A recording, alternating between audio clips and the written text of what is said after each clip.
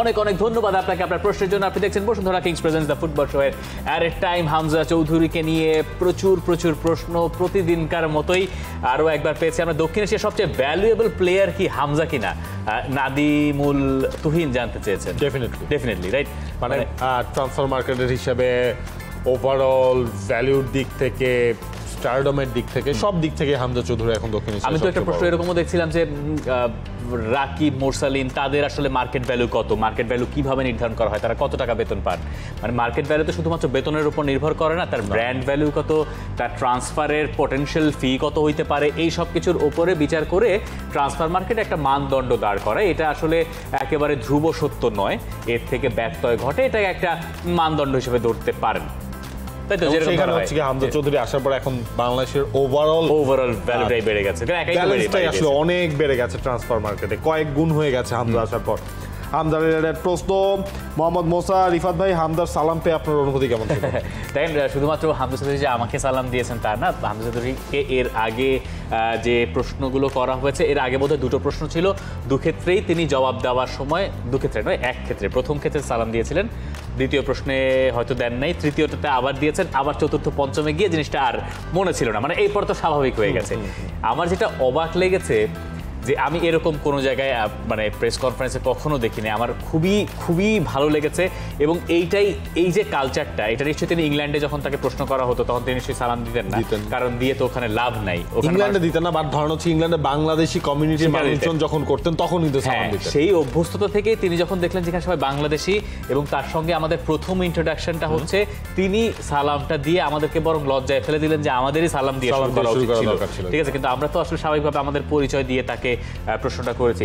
মানে এখনো পর্যন্ত যতটুকু দেখে মনে হলো যে অমায়িক একজন মানে ভদ্রলোক, মানে অমায়িক ভদ্রলোক, এটা চিন্তাই করা যায় না। মাঠে তিনি এমন একটা ডেস্ট্রয়ারের ভূমিকায় খেলেন, আর যার সঙ্গে ব্যক্তি হামজা চৌধুরী ভেরি ডিফারেন্ট। আপনার সঙ্গে তো আলাদা করে কথাই হয়েছে। আমার সাথে খুব অল্প সময় আসলে কথা হয়েছে, সেখানে বললাম যে পরিচয় হওয়ার পর যে তোমার ম্যাচে তুমি যখন খেলবা তখন কিন্তু কমেন্ট্রি করবো আমরা, ঠিক আছে? তো তখন হাসলেন তিনি, ফান করলেন কিছুটা, তখনই আসলে ততটুকুই ছিল। আর মাঠের হামজা চৌধুরীর কথা যেটা বলছিলেন যে কালকে অনেকগুলো ছোট ছোট ধরেন পরে আমি ক্লিপ দেখলাম, রিলস দেখলাম, ধরেন হামজা হচ্ছে গিয়ে এসে ওই পানি রাখার যে ইয়েটা আছে না,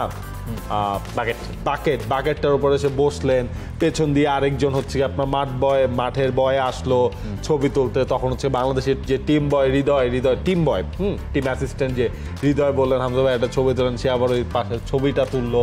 মানে ওভারঅল আমার কাছে কমপ্লিটলি ডাউন টু আর্থ একজন মনে হয়েছে এবং পুরোপুরি মিশে গেছেন।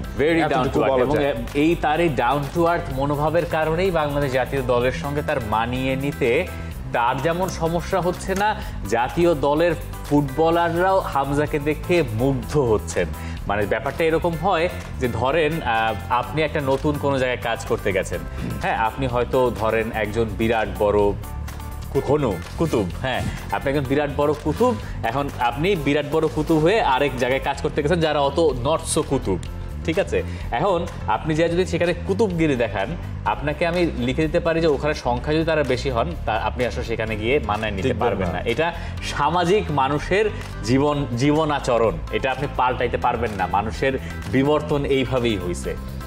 তো এইখানে হামজা চৌধুরী সেই ব্রিজটা তৈরি করে দিয়েছেন। মানে লোকে বলে না যে লোকে যারে বড় বলে বড় সেই হয়, হামজা চৌধুরী অ্যাবসলিউটলি তাই। দারুণ, ট্রু। আচ্ছা, আব্বু আওয়াল তার প্রশ্ন, হামজা স্টার্টিং 11-এ জায়গা পাবে কিনা? আচ্ছা, এই জায়গায় একটা আসলে জিনিস একটু ঘুরে গেছে সামহাও, কিসের জন্য জানি, মানে গতকাল সংবাদ সম্মেলনেই হামজার পজিশন কি হবে এই টাইপ প্রশ্ন আসলে ছিল। তো তখন আসলে হাভিয়ার ক্যাবরেরা যেটা বলছেন, প্র্যাকটিস দেখে তিনি হচ্ছে গিয়ে তখন ডিসাইড করবেন। মানে এইটাকে ধরেন হচ্ছে গিয়ে মিসলিড করা হয়েছে এমন যে হামজা চৌধুরীর জায়গাও দলের মধ্যে নিশ্চিত নয়, হামজাকেও এই পরীক্ষা নিরীক্ষার পর দলের সুযোগ পেতে হবে। অবশ্যই এর অর্থটা এরকম না, মানে এটাই বললাম যে মিসলিড হয়ে গেছে সামহাও। মানে এটা খুব বাজেভাবে বা অন্যভাবে হয়তো মনে হয়েছে অনেকের কাছে। হামজা চৌধুরীর জায়গা অবশ্যই এই দলে পাকা। হামজা চৌধুরীর মানে এটা আসলে বলাই বাহুল্য, হ্যাঁ, হামজা চৌধুরীর জায়গা পাকা এবং সেখান থেকেই তিনি খেলবেন। আমরা দোয়া করি, সবাই আশীর্বাদ করেন যে ইনশাআল্লাহ তিনি যেন ফিট থাকেন, এটাই হচ্ছে সবচেয়ে বড় কথা। বরং হামজা চৌধুরীকে রেখে এরপরে দলের প্ল্যান সাজানো হচ্ছে।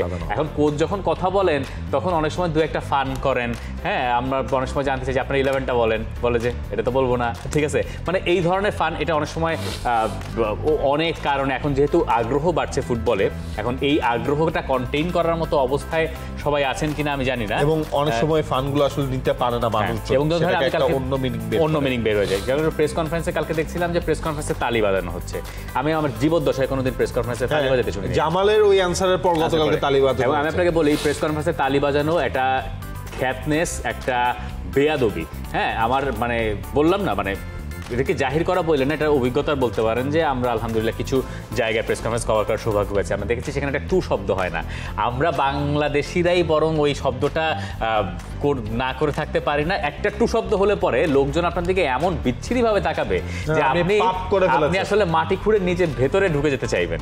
হ্যাঁ, তো এগুলো আসলে হয় না। এবং হাততালি যাতে দূরে থাক, ধরেন সবচেয়ে বড় হাততালি হয়, মানে হয় না তা না, ধরেন জোসে মরিনিও একটা কাপ জিতে এসছেন, তখন সাংবাদিকরা তালি দেন। হ্যাঁ, মানে এইগুলা নর্মাল বা সাধারণ জায়গায় এই তালি দেওয়ার রেওয়াজটা নাই। তো আমাদের এই ব্যাপারগুলো, ফুটবল আসলে কি করে চলে বা ফুটবলের সঙ্গে, বৈশ্বিক ফুটবলের সঙ্গে বাংলাদেশের চলমান স্পোর্টসের কতখানি তফাৎ, এই ব্যাপারগুলো আমাদের সবার আস্তে আস্তে মানিয়ে নেওয়ার সুযোগ আছে।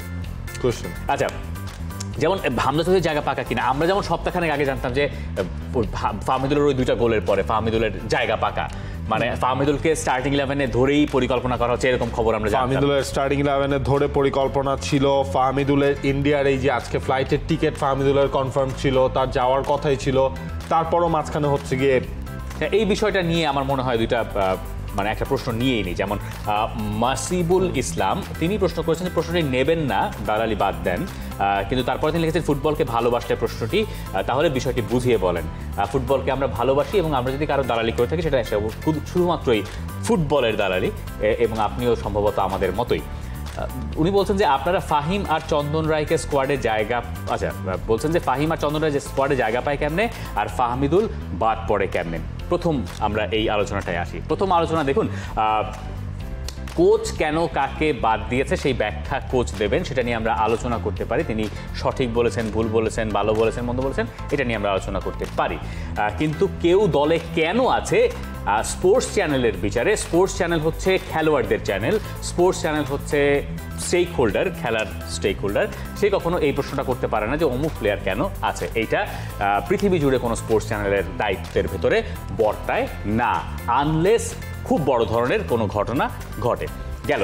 এবং ফুটবলে কোচের পছন্দই শেষ কথা বলে একটা রীতি চালু আছে। এবং এরপর পরে আসেন যে ফাহমিদুল বাদ পড়ে কেমন, এটা তো আমরাই অবাক হয়েছি। বরং আমাদের এই ফুটবল শো থেকে আমরা যখন সকালে খবর পেয়েছি, সবার প্রথমে এই খবরটা সম্ভবত বোধহয় নিউজ আকারে, মানে আলোচনা আকারে এখান থেকেই গেছে, এবং আমরা সেই খবরে বলেছি যে এটা একটা বড় ধাক্কা। মানে আমরা তো সেটার জন্য আসলে রেডি ছিলাম, আমরা নিজেরাই রেডি না, সেই জিনিসটা হয়েছে। ইনফ্যাক্ট আপনারা যে বলছেন বা অনেকেরই হয়তো বা বলছেন মানে বলা না, অনেকে উল্টো মতবাদ আছে, মানে যেই জিনিসটা আসলে উনাদের হচ্ছে দাবি, মানে কোচকে কেন জিজ্ঞেস করা হচ্ছে না। ভাই গতকালকে প্রেস কনফারেন্সেও কোচকে আসলে জিজ্ঞেস করা হয়েছে কেন ফাহমিদুল দলে নাই, ফাহমিদুলকে ইন্ডিয়ায় তাহলে কি নিয়ে যাওয়া হচ্ছে না কিনা। এরপর আসলে কি বলবেন, একটা কোচ যখন ম্যাচের আগে তিনি তার ডিসিশন জানান, আমি এই কারণে তাকে রাখতে পারছি না, তিনি যখন যে ব্যাখ্যাটা দেবেন সেই ব্যাখ্যাটা প্রচার করতে হবে প্রথমত। আর দ্বিতীয়ত যে হিসাবটা দেখেন, আপনি যদি ভেবে থাকেন যে কোচ আমাদের সাথে ডিসকাস করে ন্যাশনাল টিম বানিয়ে ফেলেছে, তাহলে আমাদের আসলে খুব উপকার হতো যে আমরা আসলে একটা বিরাট বড় পর্যায়ে চলে গেছি বলে আমাদের নিজের কাছে আপনাকে জাস্ট কুতুব ভাবতাম। এক্স্যাক্টলি, ধরেন আপনাকে জাস্ট আমার ব্যক্তিগত একটা অভিজ্ঞতা শেয়ার করি, যেহেতু জিজ্ঞেসই করেছেন। 3 মাস আগে বাংলাদেশ মালদ্বীপ ম্যাচে আমি যে কোনো একটা প্রশ্ন করেছিলাম যেটা কোচের পছন্দ হয় নাই, কোচের সঙ্গে আমার একটু কথা কাটাকাটি হয়েছে। এরপরে এইটাকে আমি লেট ইট বি চালিয়ে দিয়ে যে ঠিক আছে কোচ তাহলে কোচের মধ্যে হবে, আমি আমার মধ্যে থাকবো, মানে কোচ আমার সঙ্গে কথা বলেন না, আমিও কোচের সঙ্গে সরাসরি কথা বলি না। তো এইরকম পর্যায় থেকে উনি যদি আমার কথা শুনে, মানে উনি যদি আমাকে জিজ্ঞেস করে না জাতীয় দল বানাইতেন, মানে এইটা কি বাস্তব নাকি এটা অবাস্তব, মানে কি বলতে, অনেক সময় আসলে আমাদেরকে আসলে ওঠান না নামান এই ব্যাপারটা আমার কাছে অনেক সময় পরিষ্কার হয় না, মানে এই অবস্থা। আর চাইলে তো যে কোনো কিছু বলাই যায়, চালাই দেন সোর্স দিয়ে আপনি যে কোনো কিছুই বলতে পারেন, সেই স্বাধীনতা আপনার আছে। কিন্তু কথা হচ্ছে যে আমাদের পক্ষে তো আসলে ভাই এই আপনার মানে অনেকে যা বলবেন তার সব কিছু জবাব দেওয়ার কাজ তো আমাদের না। আমরা যা দেখি সেটা ব্যাখ্যা করাই আমাদের কাজ, এবং আমরা বলতে পারি যে আমি বলতেই পারি খুব জোর দিয়ে যে ফুটবলটাকে ভালোবাসেন বলি, যেহেতু বলেছেন আমরা ফুটবলটাকে ভালোই বাসি এবং খুব ভালোবাসি, সেটা আপনারাও নিশ্চয়ই বাসেন। কিন্তু আমি যেটা বুঝি সেটা হচ্ছে, দেখুন কেন এই পরিস্থিতির তৈরিটা হয়েছে। 3 মাস আগে এই ফুটবল শোর একটা ভিডিও দেখলে আপনি বুঝতে পারবেন যে আমি বলেছি সেখানে যে মিডিয়া হ্যান্ডলিংয়ে এইসব কিছু কিছু জায়গায় তাদেরকে কোচিং ম্যানেজমেন্ট বা তাদেরকে আরও স্মার্ট হইতে হবে। এখন স্মার্ট হওয়ার সুযোগ আছে, এইভাবে বলেছি। তো স্মার্ট হওয়ার সুযোগটা কোথায় ছিল? দেখেন ফাহমিদুলকে নিয়ে কয়েক রকম বক্তব্য, কেন বাজারে চাউর হলো, দরকার তো ছিল না, যা ঘটেছে আপনি তাই ব্যাখ্যা করার চেষ্টা করেন। এখন তো অনেক রকম গুজব শোনা যাচ্ছে যে দলের ভেতরে এই সেই এটা সেটা, তো এই গুজব যে এখন চাউর হলো আর আপনি আরেক রকম ব্যাখ্যা দিলেন, এর তো প্রয়োজন ছিল না কিসের আগে। তো এর দায়িত্ব কি সব কে নেবে আসলে? এটা একটা মিসআন্ডারস্ট্যান্ডিং থেকে হয়তো শুরু হয়ে থাকতে পারে। মানে জিনিসটা যদি একটা ঘটনাই ঘটতো, ধরেন শুরুতে এসেই অরিজিনাল জিনিসটা, যেমন পরে আরো একটা আমরা বেশ কিছু জায়গা থেকে বেশ কিছু ঘটনা আমরা আসলে শুনছি, কি ঘটনা ঘটেছিল ওই ট্রেনিং গ্রাউন্ডে, সেটা বলার কোনো দরকার নেই, সেটা বলতেও আসলে চাচ্ছি না। দেখেন আমরা এটা চালাই দেন সোর্স দিয়ে এটা বলতে পারবো না। আমার কাছে কনক্রিট প্রমাণ থাকতে পারতে হবে। আমার কাছে কনক্রিট প্রমাণ ছাড়া আমি চাইলেই চালাই দেন বলে বলতে পারবো না। মানে এমন না যে একটা হ্যাশট্যাগ চালাই দেন, ধরেন হচ্ছে কোনো একটা কিছু ধরে ওইটা ধরে হচ্ছে, বা ধরেন আপনি ফুটবলে, এটা সত্যি কথা যে ফুটবলে ওয়ার্ল্ড ওয়াইড এখন কন্ট্রোভার্সিয়াল, মানে কি বলে, ষড়যন্ত্র তত্ত্ব, কন্ট্রোভার্সিয়াল না, ষড়যন্ত্র তত্ত্ব, ষড়যন্ত্র ইংলিশে জানি কি, ভুলে গেলাম কেন, হোয়াটএভার, ষড়যন্ত্র তত্ত্ব এটা খুবই বিতর্কিত। হ্যাঁ, মানে এটা খুবই পপুলার, এটা সব জায়গাতেই। ধরেন conspiracy theory, exactly, thank you. ধরেন যে বার্সেলোনা থেকে যখন অনেক ফুটবলার নেওয়া হতো একটা সময় স্পেনে, তখন রিয়াল মাদ্রিদ সমর্থকেরা এই ইয়াটা করতেন। আবার বায়ার্ন মিউনিখ থেকে জার্মানির প্লেয়ার বেশিতে অন্য টিমের এই একটা ক্ষেত থাকে, এইটা সবসময় একটা থাকে, এইগুলোর আলোচনার বিষয় থাকে, অনেক কথাবার্তা থাকে, এবং ক্লাবের যে সমর্থকরা থাকে তারা সবসময় ওই ফুটবলারকে সাপোর্ট দেন। এইটা সবসময় ফুটবলে থাকবে, এটা চাইলে ডিবেট হিসেবে কাউন্ট করা যায়। এক্স্যাক্টলি, আমরা যেটা করতে পারি যে আমরা আলোচনা করতে পারি, আমরা যত বেশি আলোচনা করব তত বেশি আমাদের সম্ভাবনার দুয়ার খোলার সুযোগ থাকবে। আমার মনে হয় ভাই, আমরা অনেকে জানতে চাইছিলেন অবস্থান পরিষ্কার করা বা যা কিছু, আমার মনে হয় আপনি বুঝতে পেরেছেন। এবং ফাহমিদুলকে যখন ন্যাশনাল টিমে ফার্স্টে কল করা হয়েছে, তখন the first thing I did, আমি আপনাকে নামও বলতে পারবো, তিনি যে অলবিয়া কালচোতে খেলেন, সেই অলবিয়া কালচোর মিডিয়া ম্যানেজারকে খুঁজে বের করেছি আমি আমার ইতালিয়ান কলিগের কাছ থেকে, যিনি আরেক সাংবাদিক, তো বহু কাঠখড় পুড়িয়ে, এবং তারা, আপনি ফ্যান হিসেবে কথা বলে তারা বলতে চাইবে কথা, কিন্তু আপনি যদি সাংবাদিক পরিচয় দিয়ে কথা বলতে চান, তারা কথা বলতে চান না। হ্যাঁ, এবং তারপরে সেখান থেকে তিনি আমাকে ফ্রি খেলার লিঙ্ক দিয়ে, আমি খেলা দেখে মুগ্ধ হয়েছি। ফাহমিদুলকে আমার কাছে মনে হচ্ছে 11-এর সদস্য। এরপরে মানে আমি জানি না, যাই হোক, সবার আসলে ব্যক্তি স্বাধীনতা আছে, ফিল ফ্রি টু ডিসঅ্যাগ্রি না। এবং সামটাইম ধরেন হচ্ছে গিয়ে, মানে ওই 3-4 মাস না, ফাহমিদুলকে ডাকার পর, হ্যাঁ, ওই একটা কথা, সেই কথাটা হচ্ছে এখন আবার মানুষ রেপ্লিকেট করছেন। ফাহমিদুলকে ডাকার পর হচ্ছে প্রথমে যেটা বলেছিলাম, মানে ইয়াং, তাকে দেখে হয়তো বা একটু সময় লাগবে। এখন দেখেন, বাংলাদেশে তো আলটিমেটলি তো হচ্ছে, দেখেন তাই কিন্তু হচ্ছিল। আমরা যদি বাকি জিনিসগুলো আপনি যদি খেয়াল করেন, এই রাব্বি হোসেন রাহুলকেও যখন নেওয়া হয়েছে, তাকে কয়েক দফা তাকে ন্যাশনাল টিমের সাথে রেখে তাকে অল্প অল্প করে গেম টাইম দেয়া হয়েছে। জিনিসটা তো সেম হয়েছে। মোরসালিনের মতো কয়জন ডিরেক্ট প্রথমবারের মতো দলে ছিল, একটা ওয়াইল্ড গেস। তখন এই ওয়াইল্ড গেস যদি পরে গিয়ে, এবং পরে আপনি ফাহমিদুলের খেলাটা দেখে আপনি বলেছেন যে তার 11-এ খেলা উচিত, তার ট্রেনিং সেশন, তার গোলের কথা হচ্ছে গিয়ে বলেছি, তার আগ পর্যন্ত ফাহমিদুলের খেলাই ওই এবং সেখানে কিন্তু একটা জিনিস ছিল, মনে হয় হ্যাঁ, এইটারে মানে এটা হচ্ছে কি এখন হয়ে গেছে ব্যাপারটা না। দেখেন, আপনি চিন্তা করেন, ব্যাপারটা হচ্ছে যে আপনি যখন কিছু বলবেন, পরে সেটা মিলে যদি যায়, সেটা কখনো কাকতাল হতে পারে, কখনো ইনফরমেশনের ভিত্তিতে হতে পারে। তবে এইটুকু ক্লিয়ার করা ভালো যে এটা নিতান্তই একটা কাকতালের ঘটনা, এবং এটা নিয়ে আসলে যারা ব্যাপারটাকে ভিন্ন খাতে প্রবাহিত করার কেউ যদি চেষ্টা করে থাকেন, নিতান্তই দুর্ভাগ্যজনক এবং একান্তই দুর্ভাগ্যজনক। এর বাইরে আসলে আমাদের জায়গা থেকে আমাদের বলার কিছু আর থাকে না। পরের প্রশ্নে যাই। পরের প্রশ্নটা দেখেন ঠিক উল্টো। দেখেন, জিশান ভাই বলতে চাচ্ছেন, বাংলাদেশের মানুষ ফাহমিদুলকে বাদ দেওয়া নিয়ে তুলকালাম কাণ্ড করলো, সবাইকে সিন্ডিকেটের অংশ বানালো। এখন আমি যেটা ওই যে মানে যেই শব্দটা ব্যবহার করা হয় আর কি, কোচের নিয়ন্ত্রণকে সম্মান করা, এটা ফুটবল সম্মান না করা, এটা ফুটবলকে কি কতটা হেলদি বার্তা দিল? আচ্ছা, বাফুফে কোচকে ব্যাক করেছে স্বাভাবিকভাবেই, কোচকে পুরো টিম ব্যাক করেছে। অনেকে হয়তো কোচের সিদ্ধান্তটা অনেকের পছন্দ হয় নাই, তো সেই পছন্দ না হওয়ার ফলে ফল যদি রেজাল্ট আনতে না পারেন, সেই দায়টা কোচের উপরে বর্তাবে। ফুটবল ভাই খুবই সিম্পল, আপনাকে জবাবদিহিতার জায়গা আছে। কোচ কিন্তু নিয়েছেন, রিস্কটা কোচ নিয়েছেন, এবং টিম যদি আলটিমেটলি পারফর্ম না করতে পারে, এই জিনিসগুলো হচ্ছে কোচের উপরেই ব্যাকফায়ার করবে। এটা কোচ বলতেই পারি। তখন হচ্ছে মনে করেন, তখন আর কোনো মানে ধরেন এখন তো জিনিসটা কি আছে, আপনার এক্সাম্পল আছে, তখন হচ্ছে কি আপনি বলতে পারেন আপনি ওকে রাখেন নাই, হ্যাঁ। আর এখন ধরেন হচ্ছে কি আপনি যদি বলেন, তখন তো হচ্ছে আপনার কাছে পাল্টা প্রশ্নটাও আসবে, রাখি না, এটার ফল কি হয় দেখো না। এখন আরেকটা ব্যাপার আছে, দেখেন এই যে কোচের কথা বললাম না, কোচের ওই ঘটনার পরে, নভেম্বরের ঘটনার পরে আমি এই শোতে বলেছি যে আমি চাই যে কোচ আরও কন্ট্রাক্ট রিনিউ করা হোক, কারণ তিনি কয়েকদিন ধরে দেশের সঙ্গে রয়েছেন, হামজার সঙ্গে তার নিয়মিত কন্ট্রাক্ট হচ্ছে। তো সেইখান থেকে ওই কন্ট্রাক্টের ফলটল থেকে আমি বলছিলাম যে তার কন্ট্রাক্ট রিনিউ করা উচিত। যতই তার সঙ্গে ওইখানে দূরত্ব সৃষ্টি হোক, সেটা তো আমার ব্যক্তিগত পর্যায়ে হতে পারে, কিন্তু আমার কাজের ক্ষেত্রে তো না। তো সেইখানে যখন আমি হাভিয়ার কাবরার যেখানে প্রশংসা করি, আনিসুর রহমান জিকোকে তিনি দলে নিলেন না, তো নিলেনই না, হ্যাঁ।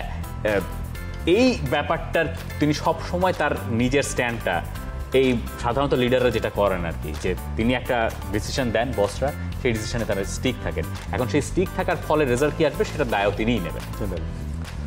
তবে এইটা আসলে কি হলো, এটা আসলে খুব হেলদি, মানে ফুটবলিং সিস্টেমে খুব হেলদি না, আবার হেলদি এই কারণে, কারণ বাংলাদেশের যে সমর্থকেরা হয়তো এর সঙ্গে একমত হন নাই, রাস্তায় নেমেছেন, তারা ফুটবলকে কতখানি ভালোবাসেন এই বার্তাটাও আসলে দেশের মানুষ পেয়ে গেছেন। এবং এইখানে যে চাইলেই যে কোনো কিছু করে ফেলা যাবে না, এই বার্তাটা তারা কানে পৌঁছে দিয়েছেন সবার, এই ক্রেডিট তারা 100-তে 100 পাবেন।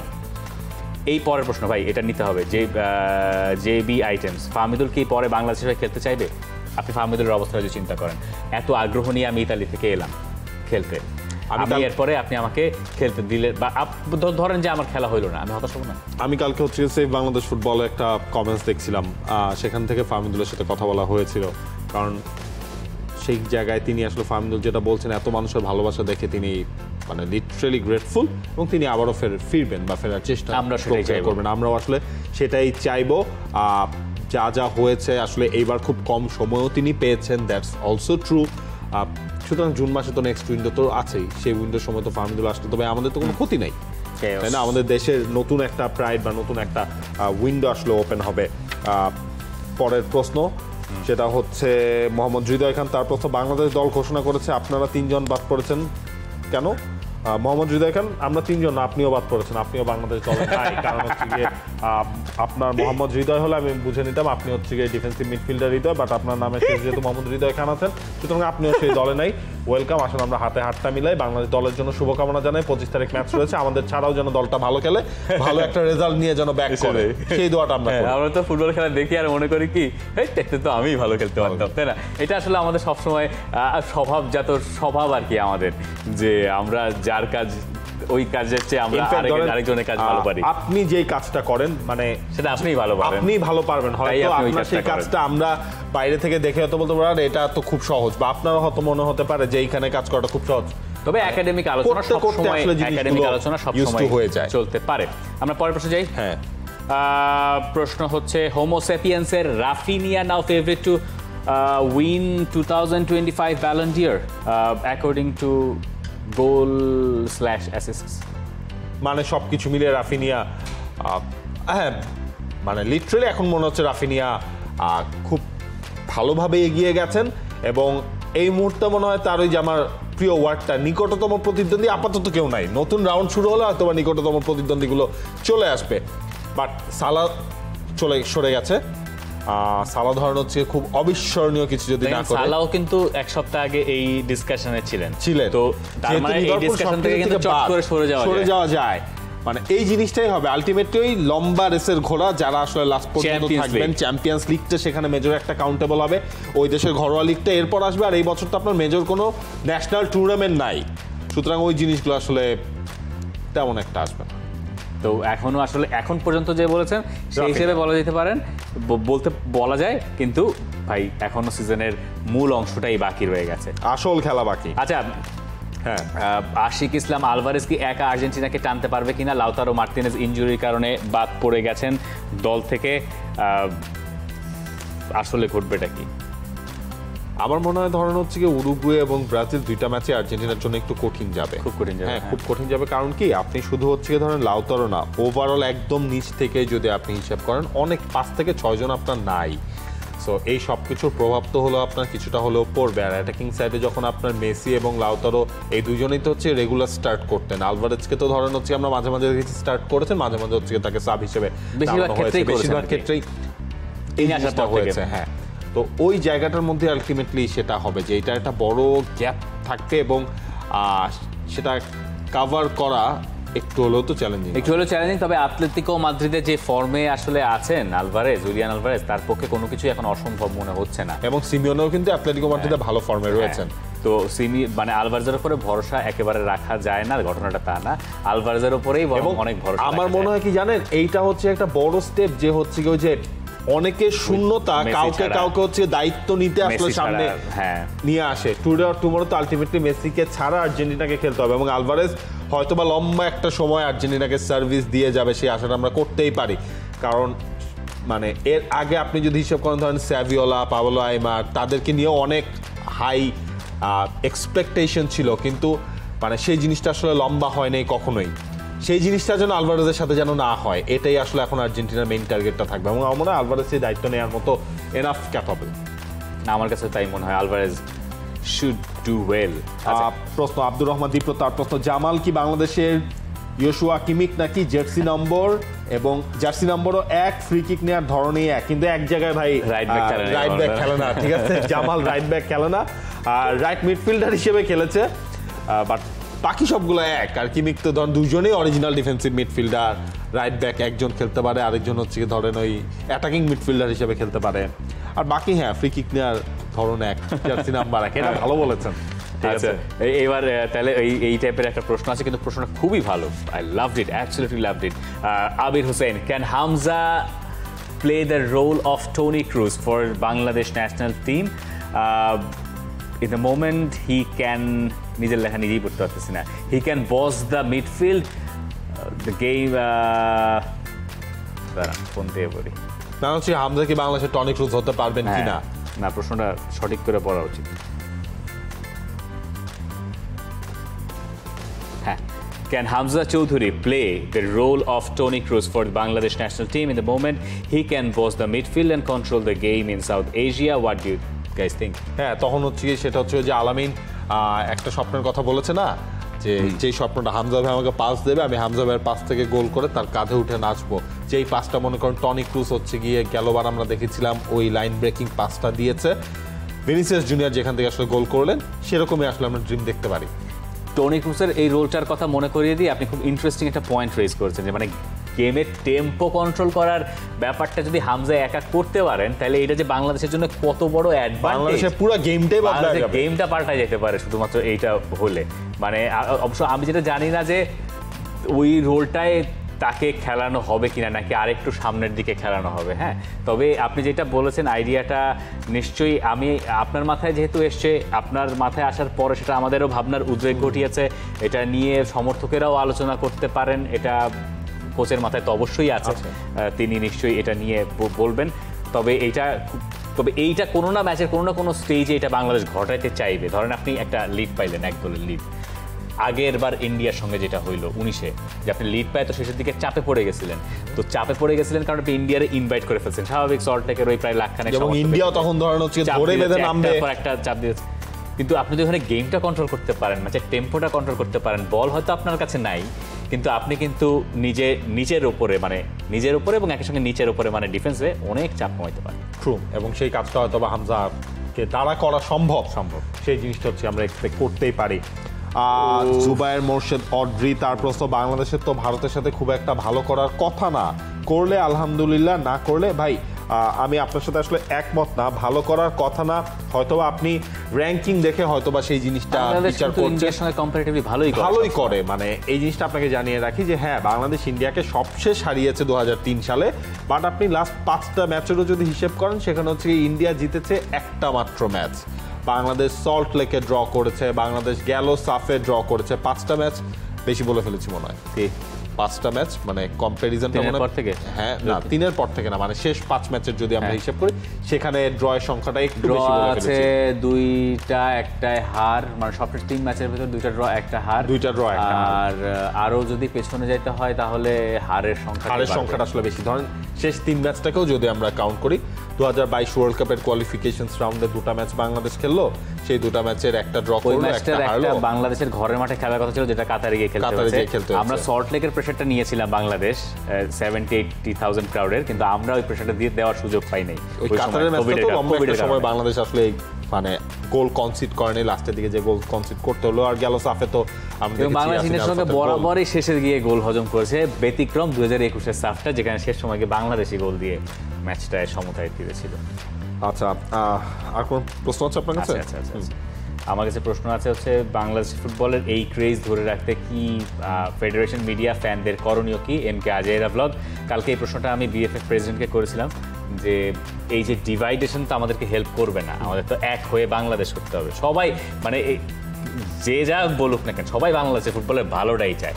এখন যেটা হয় যে কেউ ভাবে যে এইভাবে ভালো হবে, আরেকজন ভাবে এইভাবে ভালো হবে, আর এর ভেতরে সবসময় তো দুনিয়ার সব কিছুর মধ্যে কিছু মানে মধুর মাছি না কি জানি বলে, সুসময়ের মাছি থাকেই।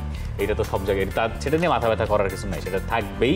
এটা যতই যা করেন না কেন, সেটা আস্তে আস্তে আপনি যখন শক্ত হবেন তখন আস্তে আস্তে সেটাই চলে যাবে। এবং আরো একটা জিনিস কি, ধরেন হচ্ছে এই যে এত ইন্টারেস্ট, এত ক্রেজ, সবকিছু, একটা জিনিস কি, মাঠের খেলা না, পারফরমেন্সটা আসতে হবে। হ্যাঁ, ওইটা কিন্তু আমরা করে দিতে পারবো না।